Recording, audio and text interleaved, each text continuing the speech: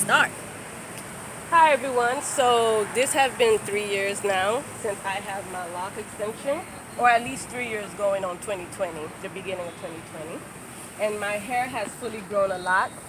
I color my hair every 4 months.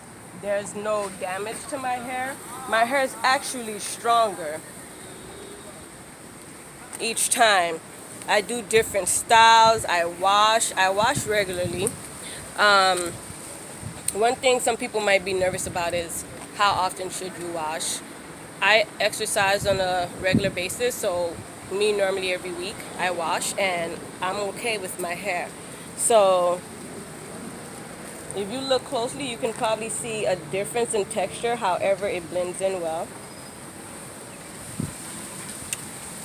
When I first started, my hair was like probably this short, and now you can see like the length of some of them.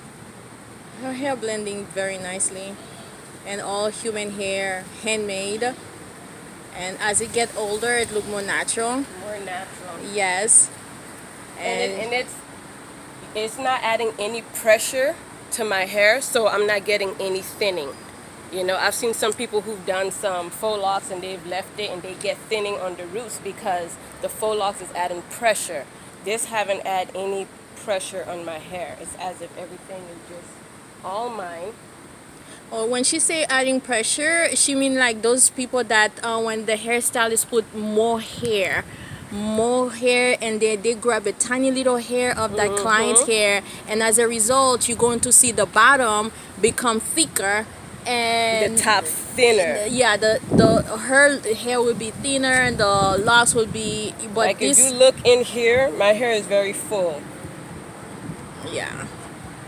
And then years, you cannot tell where the extension and everything. As the hair get older, it's just get like, much natural. So this is an update. If you go on Instagram at Dreadlocks Mimi, you're going to see her first few months, and now years later how the locks look beautiful. 3 years. 3 years. Thank you.